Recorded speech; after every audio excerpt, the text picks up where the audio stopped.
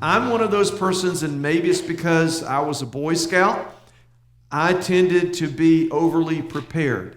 I tried to imagine what might go wrong or what could go wrong and what all I needed to pack in case I couldn't find it over there, wherever over there may have been. Now, that causes problems because when you overpack, you have a lot of stuff that you don't need and that you'll never use. And that's one of the reasons I think Rhonda and I finally just bought a camper. We put every imaginable thing in it. We don't have to pack it or unpack it. We just leave it there. And there it is. Now, when you think about your life, we can also overpack in our life. And we can have a lot of extra baggage or maybe excess baggage. Now, in today's world, if you travel on an airplane, they charge you, a lot of them, for bags now. And even some airlines will charge you for every bag. And it's just sad, I guess. But when you think about it, carrying too much weight, it just weighs you down and it drags you down. And so this sermon series over the next 3 weeks is going to be about the extra baggage. Today I'm going to talk about some spiritual baggage that many of us carry around, and we may not even be aware of this spiritual baggage.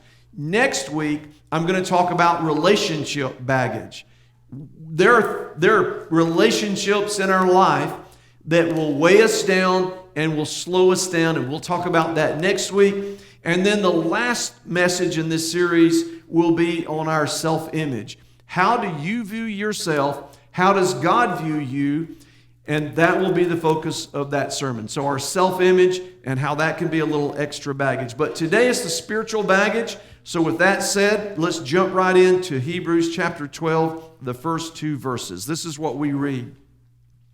Therefore, since we also have such a large crowd of witnesses surrounding us, let us lay aside every weight and the sin that so easily ensnares us. Let us run with endurance the race that lies before us, while keeping our eyes on Jesus, the source and perfecter of our faith, who for the joy that lay before him endured the cross and despised the shame, and is set down at the right hand of God's throne. Now, when you think about those verses, now you may already be asking this very simple question: what kind of baggage, spiritual baggage, might I have? I want to share with you 3 kinds of spiritual baggage. There are probably more, and if you can think of more, that's great. These are just 3 that I feel some of us may have. The first one is this: it has to do with the way we view ourselves and the way we view others, and let's just call it the better than you syndrome. Now, that's a baggage that we can carry. We may look at someone and kind of compare ourselves to others, and we may become a little judgmental. We may become a little legalistic at times, and that's a baggage that we don't need to carry. Because here's the idea. When you think about your life and you look at somebody else, the things that they do or the things they don't do, or when you look at the things they say, or maybe you think they should have said or shouldn't say, you may begin to feel, you know what, I'm a little better than you. You may not should say that. And you may actually say to somebody, you don't need to say that. If you've ever caught yourself trying to tell people how to live their life, that could be some extra baggage that you're carrying. Jesus said this, and he said it in different ways to multiple people, but one that I think was just infamous is this one. He said, why try to remove the splinter in your brother's eye when you have a log in your own eye? And here's the idea that Jesus was saying. The other person has a problem, but your problem is so big you can't even see it. So what Jesus at the heart of it was saying is this: we all sin. We're all sinful people. Not a single one of us is perfect. I mean, if you followed me around, if I followed you around, and we really got to know each other really well, you might go, and I've had this multiple times, people will say to me, oh, you're the preacher, they're real guarded against what they might say or do. And here's the thing. Some people, when they do let a word slip or an attitude slip, they will say, I'm sorry, you're a minister. I shouldn't have said that. You know what? God knows every one of us, doesn't He? I would rather you be you, because here's the real thing. I too am a sinful person. I too am an imperfect person. And when you think about the way we look at other people, if you look at people and say, I'm better than you, even if you don't say it, but if you act it, that's baggage you don't need in your life. It is a weight, and this is what the writer of Hebrews was saying. He's saying there's this large crowd of people that's gone on before us, and they've given us examples of how to live our life, and they're cheering us on and saying, you can finish the race. You can do an amazing job. In order to finish the race, though, they said, let us lay aside every weight and sin that ensnares us. And one of the greatest sins that many of us struggle with is that judgmental, better than you attitude. And we need to learn how to let go of that weight, because it will drag us down. It actually makes us look worse. And it's one of the reasons that some people say, I don't want to go to church. I don't want to go to Sunday school, because there are hypocrites in the church. There are people always looking at us church-going folk, and they're sizing us up, and they're listening, and they're watching. And if we have that better than you attitude, and we are judging other people or pointing our fingers at other people, that sends the wrong message. We need to learn from the writer Paul, who wrote Galatians, who said basically this.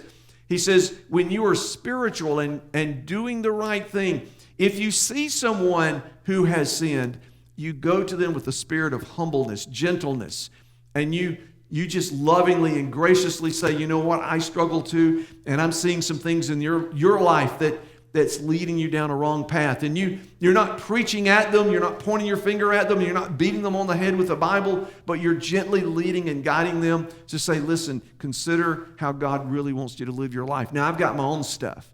And see, because here's the thing, we can all fall in a number of different ways in a moment, in an instant. It doesn't take but just an instant. Another type of spiritual baggage is this. A church is bad. It's filled with what I just said, hypocrites.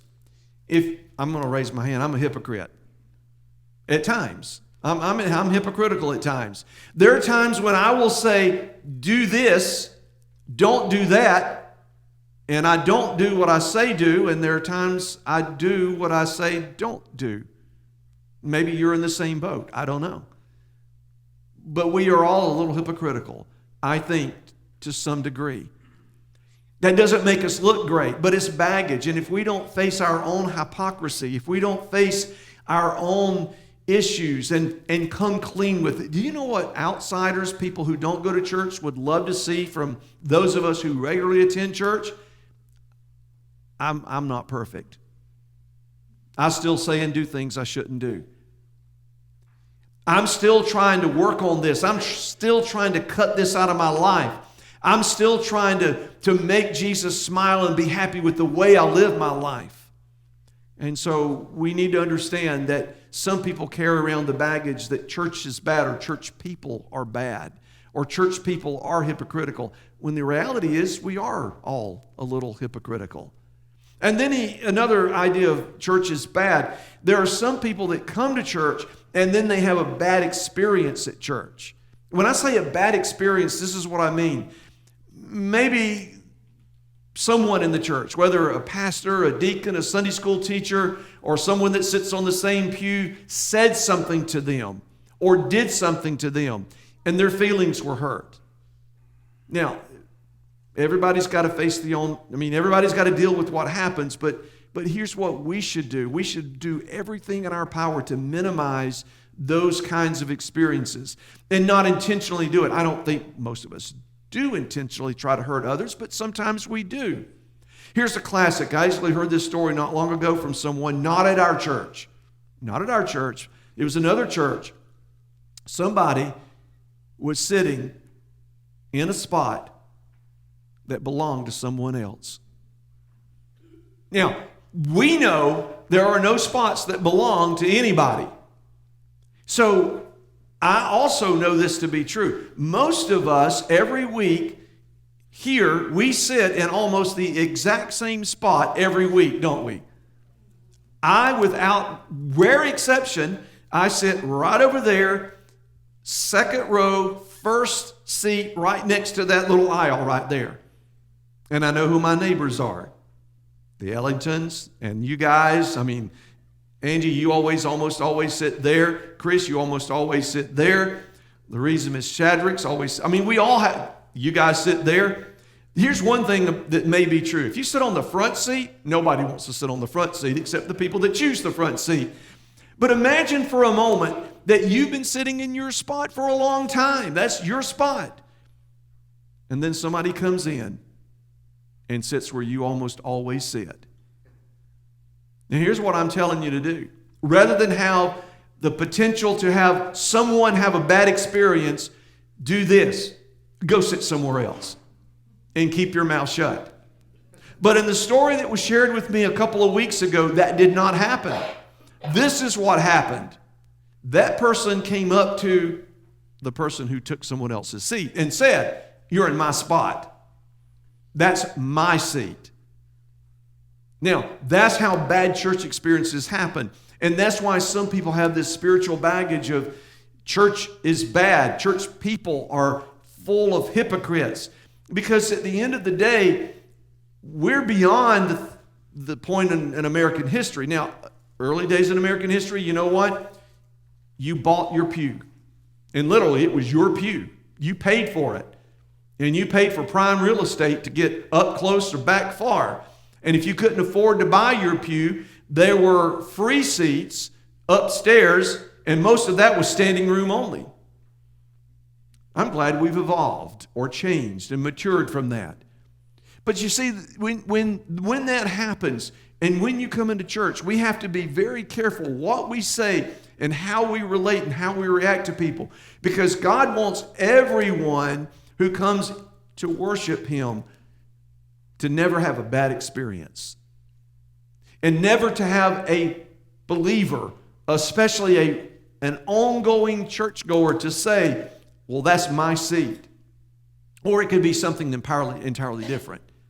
I remember as a young boy, a young teenager, singing at the church that I went to occasionally.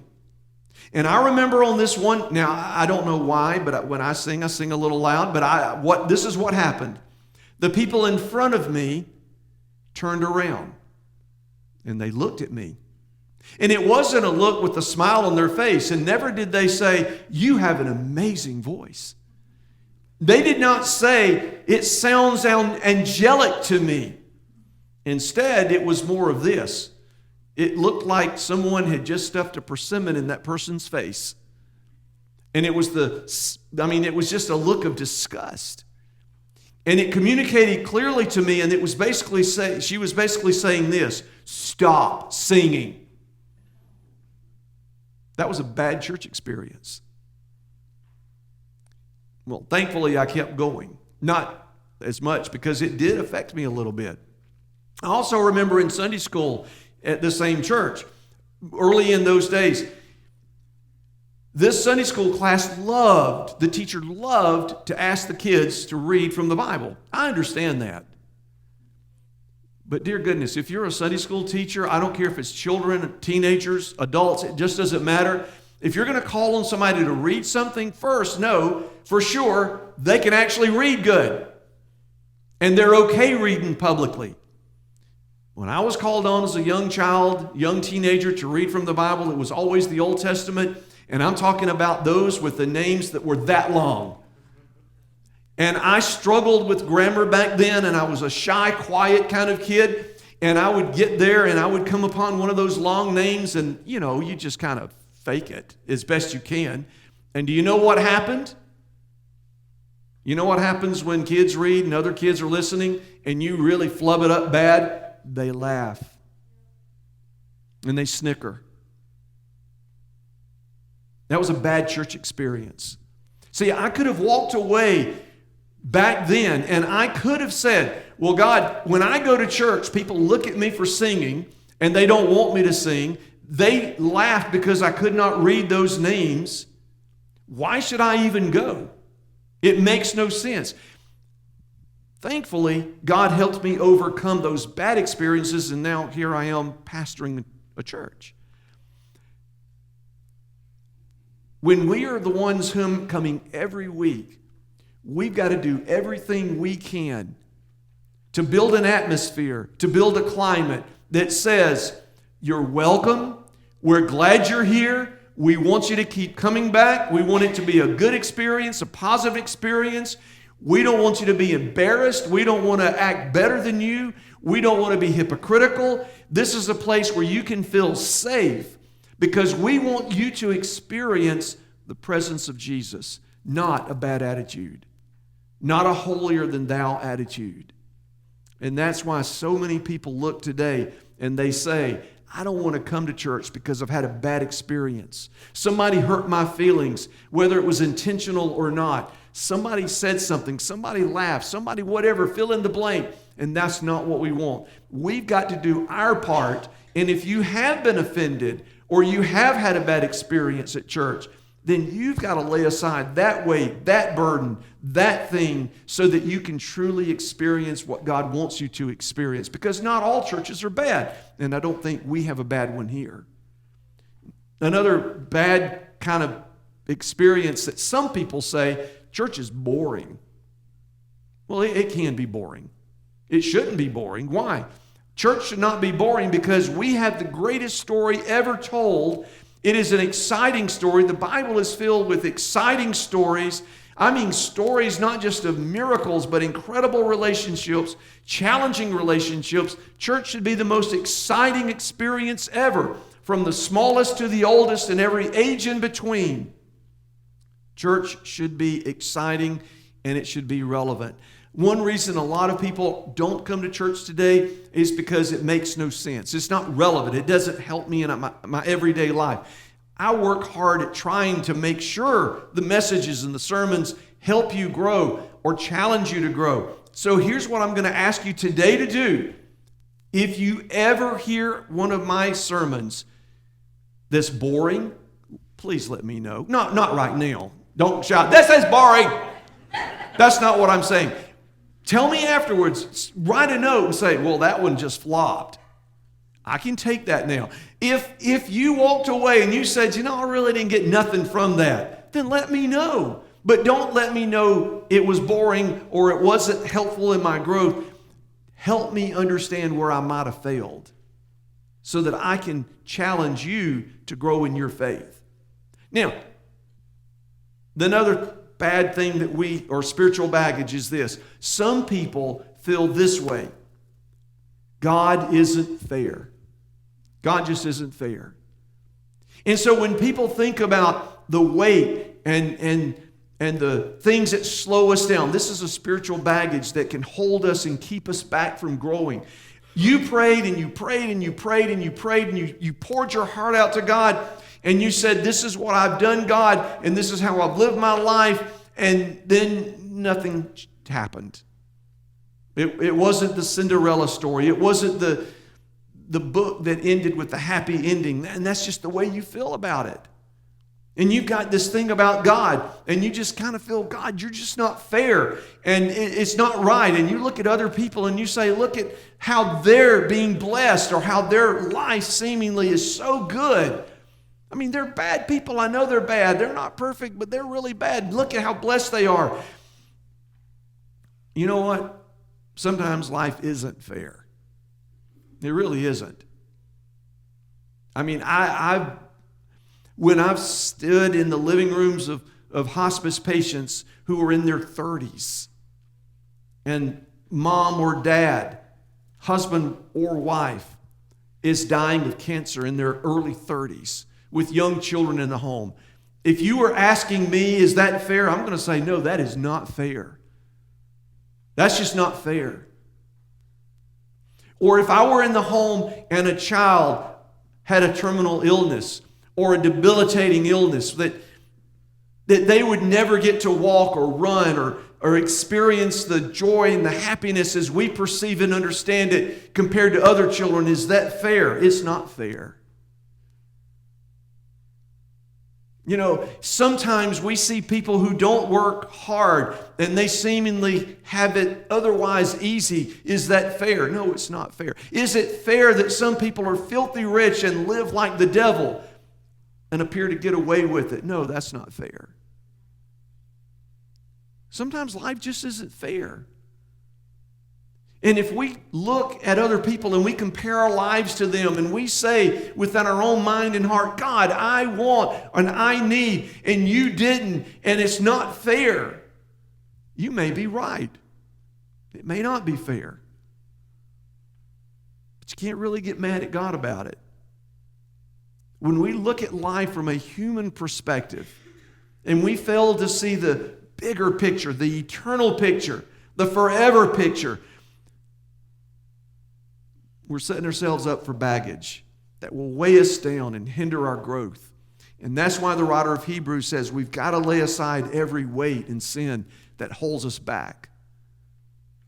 Now, those are just a few things that can hold us back and that can be spiritual baggage. So how in the world can we travel a little lighter? How can we get rid of this stuff? Well, I want to give you three quick things. The first one is this. It's found in these verses, Hebrews 12, 1 and 2. The first one is confess and just let it go. In other words, when you feel in your heart, God, I am being robbed of joy, I'm not experiencing the peace that you really want me to have, then learn to lay aside those weights and sins. You got to just confess it and get it off your chest. You've got to say, God, this sin, this baggage has ensnared me. And ensnare means to trap. It lured you in and then sucked you in. And it gripped around you. I've never tried this, and I'm never, to my knowledge, will try this. But I've often thought about what would happen if I laid down right next to a field of kudzu. And I just kind of laid there for days on end. What would that feel like and be like? Now, I've got somebody to bring me food and water. But if I tried to be as motionless as possible, you know what would happen eventually, I think? That kudzu would start wrapping its little vines around my arms, my legs, my torso, my neck. And it just keep growing, tightening its grip. Somewhere along the way, I'm sure some mice and snakes are going to show up. And it would be hard to move my hands and my arms. And it would be a somewhat slow process, I believe. But eventually, it would completely engulf me. Isn't that really what we do when we don't deal with baggage in our life? We just kind of lay in it, ignore it, thinking it might just go away or it might just get better. But what it slowly does is it begins to suffocate the spiritual zeal out of our life. It'll rob you of so much. And the only way to kill it is to say, God, I need to lay aside these things. And that begins with admitting I've got a problem. God, this is a problem. This is an issue, and I'm going to lay it aside. I'm confessing and admitting this is a problem. I need you to forgive me and give me strength to defeat it, because I don't. But it's trapped me, and it's robbing me, and I'm going to get rid of it. So we confess it, we let it go. And then we got to get up. Because the next few words basically say we've got to run the race with endurance. To run. If you lay in the kudzu, it will suffocate. But once you say, wait a minute, this kudzu's eating me alive here. And you admit it, and you realize it, and you begin to deal with it, you've then got to run from it. Now, unlike these spiritual baggage issues, they're a little faster than kudzu growing. They kind of are like leeches that'll attach to you. your mind and your heart, your spirit and your soul, and they will try to follow you. You've got to constantly get rid of these leeches, and you've got to run and run and run as far away from them as you can.